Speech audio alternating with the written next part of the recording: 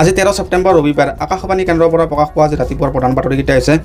অসমত কৰোনাৰ সংহাৰ অব্যাহত কালিৰ দিনটোত ৰাজ্যখনত 23 গৰাকী কোভিড আক্ৰান্ত লোকৰ মৃত্যু কোভিড আক্ৰান্তৰ সংখ্যা 1,40,471 জনলৈ বৃদ্ধি সুস্থ হৈ উঠিছে 1,10,882 জন লোক দ্বিতীয় খবৰটো হৈছে অহা 31 ডিচেম্বৰৰ ভিতৰত পুনৰ 10,789টা প্ৰাথমিক আৰু উচ্চ মাধ্যমিক বিদ্যালয়ৰ শিক্ষক নিযুক্তিৰ বাবে ৰাজ্য চৰকাৰৰ ব্যৱস্থা গ্ৰহণ তৃতীয় খবৰটো হৈছে ডিচেম্বৰৰ পৰা আৰম্ভ হ'ব গুৱাহাটী চৰাইদেউ বিশ্বনাথ চাৰিআলি আৰু গোৱালপাৰাত 4খন চিকিৎসা মহাবিদ্যালয় নিৰ্মাণ কাৰ্য চতুৰ্থ খবৰটো হৈছে কোভিড সৃষ্ট পৰিস্থিতিত বহিৰাজ্যৰ পৰা ঘূৰি অহা মাছ উৎপাদনৰ বাবে আগ্ৰহী যুৱকক উপযুক্ত প্ৰশিক্ষণৰ জৰিয়তে লাভান্বিত কৰাৰ বাবে মীন বিভাগৰ ব্যৱস্থা গ্ৰহণ পঞ্চম খবৰটো হৈছে ৰেল মন্ত্ৰালয়ৰ অধীনত কালিৰে পৰা নতুনকৈ 80খন বিশেষ যাত্ৰীবাহী ৰেলৰ চলাচল ব্যৱস্থা আৰু বহুতো খবৰ লৈ আপোনাৰ মাজলৈ আহিছোঁ ভিডিঅ'টো ভাল লাগিলে লাইক আৰু চেনেলটো ছাবস্ক্ৰাইব কৰিবলৈ নাপাহৰিব অসম চৰকাৰে অহা ডিচেম্বৰ মাহৰ ভিতৰত পুনৰ 10,789টা প্ৰাথমিক আৰু উচ্চ মাধ্যমিক বিদ্যালয়ৰ শিক্ষক পদত নিযুক্তি প্ৰদান কৰিব স্বাস্থ্যমন্ত্ৰী ডক্টৰ হিমন্ত বিশ্ব শৰ্মাই কালি এই বিষয়ে ঘোষণা কৰি কৈছে যে কোভিড কেন্দ্ৰিক জটিল পৰিস্থিতিৰ মাজতে ৰাজ্য চৰকাৰে অহা 31 ডিচেম্বৰৰ ভিতৰত এই শিক্ষকসকলক নিযুক্তি দিয়াৰ বাবে প্ৰক্ৰিয়া চলাই আছে এই পদসমূহৰ ভিতৰত প্ৰাথমিক পৰ্যায়ত 3,945টা পদ আৰু উচ্চ মাধ্যমিক পৰ্যায়ত 5,746টা পদ আছে বিত্ত তথা শিক্ষামন্ত্ৰী ডক্টৰ হিমন্ত বিশ্ব শৰ্মাই লগতে এই মাহৰ শেষৰ ফালে সৰ্বশিক্ষাৰ নিযুক্তিৰ বিজ্ঞাপন প্ৰকাশ পাব বুলি জানিবলৈ দিয়ে অসমত কৰোনাৰ সংহাৰ দ্ৰুতগতিত বৃদ্ধি পাই আছে কালিৰ দিনটোত পূৰ্বৰ সীমা অতিক্ৰম কৰি 23 জন কোভিড আক্ৰান্ত লোকৰ মৃত্যু ঘটে ইয়াকে লৈ ৰাজ্যখনত কোভিড আক্ৰান্ত হৈ মৃত্যু ঘটা লোকৰ সংখ্যা 453 জনলৈ বৃদ্ধি পালে স্বাস্থ্য বিভাগৰ সূত্ৰত প্ৰকাশ কৰা হৈছে যে কালিৰ দিনটোত গোলাঘাটৰ 4 জন শোণিতপুৰৰ 3 জন কামৰূপ মহানগৰ জিলা শিৱসাগৰ ডিব্ৰুগড় আৰু ওদালগুৰি জিলাৰ 2 জনকৈ গোৱালপাৰা বৰপেটা কাছাৰ কাৰ্বি আংলং লখিমপুৰ কামৰূপ যোৰহাট নলবাৰী জিলাত এজনকৈ কোভিড আক্ৰান্ত লোকৰ মৃত্যু ঘটে স্বাস্থ্যমন্ত্ৰী ডক্টৰ হিমন্ত বিশ্ব শৰ্মাই কোভিড আক্ৰান্ত হৈ মৃত্যু ঘটা সকলৰ পৰিয়ালবৰ্গলৈ গভীৰ সমবেদনা জ্ঞাপন কৰিছে ইফালে কালিৰ দিনটোত 2,132 জন লোক কোভিডত আক্ৰান্তৰ সংখ্যা 1,40,471 জনলৈ বৃদ্ধি পাইছে কালিৰ দিনটোত আক্ৰান্তৰ হাৰ হৈছে 6.82% আনহাতে কালি সুস্থ হৈ উঠা 2,553 জন লোকক চিকিৎসালয়ৰ পৰা যাবলৈ দিয়া হয় ইয়াকে লৈ ৰাজ্যখনত সুস্থ হৈ উঠা লোকৰ সংখ্যা 1,10,882 জনলৈ বৃদ্ধি পালে স্বাস্থ্যমন্ত্ৰী ডক্টৰ হিমন্ত বিশ্ব শৰ্মাই কৈছে যে ৰাজ্যত কৰোনা আক্ৰান্তৰ সংখ্যা বৃদ্ধি পাই অহাৰ প্ৰতি লক্ষ্য ৰাখি চিকিৎসালয়সমূহত অক্সিজেনৰ অভাৱ পূৰণ কৰাৰ বাবে স্বাস্থ্য বিভাগে পদক্ষেপ গ্ৰহণ কৰিছে তেওঁ কয় যে গুৱাহাটী চিকিৎসা মহাবিদ্যালয় হস্পিটেলৰ দুটা স্থানত লিকুইড অক্সিজেন টেংক নিৰ্মাণ কৰি থকা হৈছে এই টেংক দুটা নিৰ্মাণ হৈ উঠিলে গুৱাহাটী চিকিৎসা মহাবিদ্যালয়ত গুৰুতৰভাৱে আক্ৰান্ত ৰোগীয়ে সহজতে অক্সিজেন লাভ কৰিব এই অক্সিজেন টেংকৰ জৰিয়তে নিৰ্দিষ্ট পাইপৰ দ্বাৰা চিকিৎসালয়খনৰ ICUৰ প্ৰতিটো ৱাৰ্ডতে অক্সিজেন যোগান সম্ভৱ হৈ উঠিব বুলি তেওঁ কয় অহা মঙলবাৰৰ ভিতৰত এই লিকুইড অক্সিজেন টেংক দুটা সম্পূৰ্ণ হৈ উঠাৰ আশা কৰা হৈছে বুলি তেওঁ কয় উল্লেখযোগ্য যে এই অক্সিজেনৰ প্ৰতিটো টেংকত থাকিব 30খনকৈ ট্ৰাকৰ অক্সিজেন কামৰূপ জিলাত কালিৰ দিনটোত 78 জন লোকৰ দেহত কোভিড সংক্ৰমণ ধৰা পৰাৰ ফলত আক্ৰান্তৰ সংখ্যা 6,376 জনলৈ বৃদ্ধি পাইছে আনহাতে এই সময়ছোৱাত 192 জন লোক মুঠ সুস্থ হোৱা লোকৰ সংখ্যা 5,716 জনলৈ বৃদ্ধি পালে জিলাখনত মুঠ 650 জন লোক এতিয়াও চিকিৎসাধীন হৈ আছে মৰিগাঁও জিলাত যোৱা 24 ঘণ্টাত 34 জন লোকৰ দেহত COVID-19ৰ অৱস্থিতি ধৰা পৰে ইয়াকে লৈ জিলাখনত মুঠ কোভিড আক্ৰান্তৰ সংখ্যা 2,164 জনলৈ বৃদ্ধি পালে বাক্সা জিলাত কালিৰ দিনটোত নতুনকৈ 29 জন লোকৰ দেহত COVID-19ৰ সংক্ৰমণ ধৰা পৰাৰ ফলত জিলাখনত আক্ৰান্ত হোৱা লোকৰ সংখ্যা 2,130 জনলৈ বৃদ্ধি পালে ইয়াৰে 1,418 জন লোক আৰোগ্য হোৱাৰ বিপৰীতে 700 জন লোক বিভিন্ন চিকিৎসালয়ত আৰু নিজ গৃহত চিকিৎসাধীন হৈ আছে জিলাখনত এতিয়ালৈকে এই ৰোগত আক্ৰান্ত হৈ 12 জন লোকৰ মৃত্যু হৈছে কোকৰাঝাৰ জিলাত কোভিড আক্ৰান্ত মুঠ ৰোগীৰ সংখ্যা 2,665 জনলৈ বৃদ্ধি পাইছে যোৱা 24 ঘণ্টাত জিলাখনত 106 জন লোকৰ দেহত কোভিডৰ সংক্ৰমণ ধৰা পৰিছে বৰ্তমানলৈ জিলাখনত 1,587 জন লোক আৰোগ্য হোৱাৰ বিপৰীতে 313 জন লোকে চিকিৎসা গ্ৰহণ কৰি আছে আৰু বৰ্তমানলৈ 18 জন লোক মৃত্যু হৈছে নলবাৰী জিলাত কালিৰ দিনটোত 43 জন লোকৰ দেহত COVID-19ৰ অৱস্থিতি ধৰা পৰাৰ ফলত জিলাখনত আক্ৰান্ত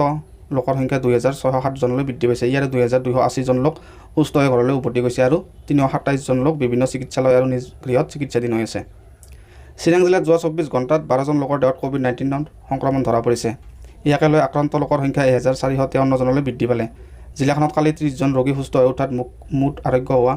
লোকৰ সংখ্যা 1,113 জনলৈ বৃদ্ধি পালে আনহাতে 332 জন লোক এতিয়াও চিকিৎসাধীন হৈ আছে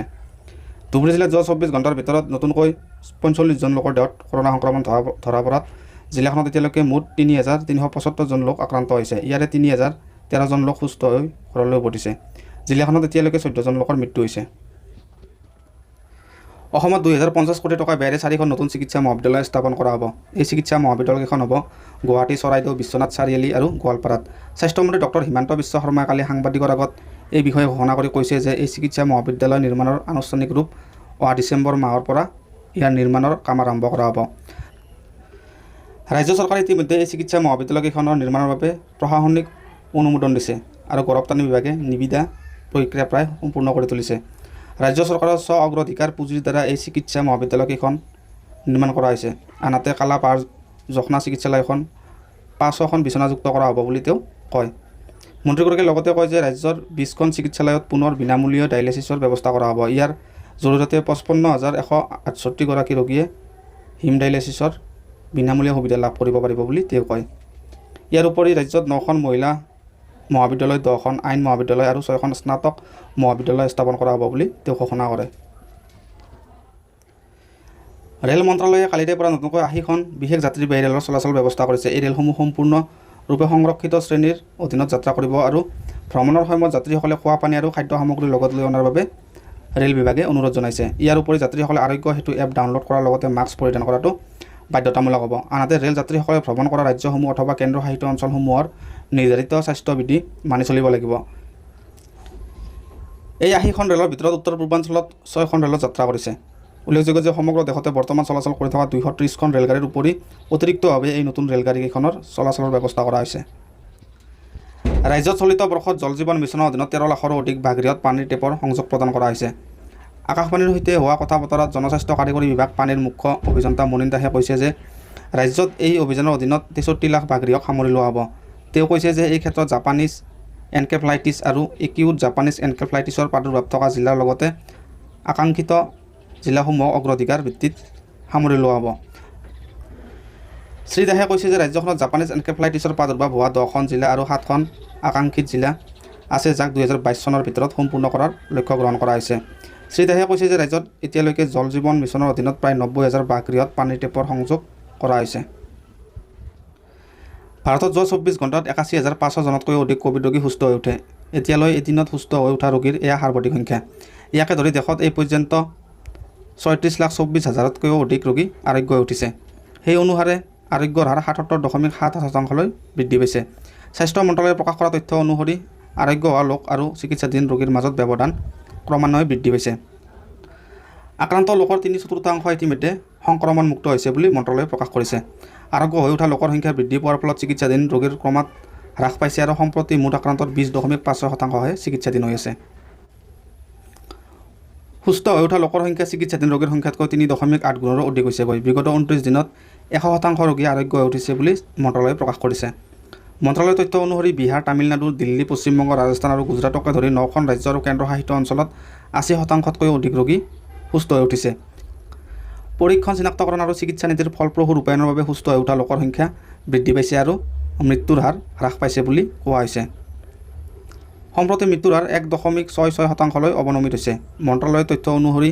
দেশৰ 17খন ৰাজ্য আৰু কেন্দ্ৰশাসিত অঞ্চলত মৃত্যুৰ হাৰ 1%ৰো কম। যোৱা 24 ঘণ্টাত দেশত 97,000ৰো অধিক লোক নতুনকৈ এই ভাইৰাছৰ দ্বাৰা আক্ৰান্ত হৈছে। ইয়াকে ধৰি আক্ৰান্তৰ মুঠ সংখ্যা 46,59,995 হৈছেগৈ।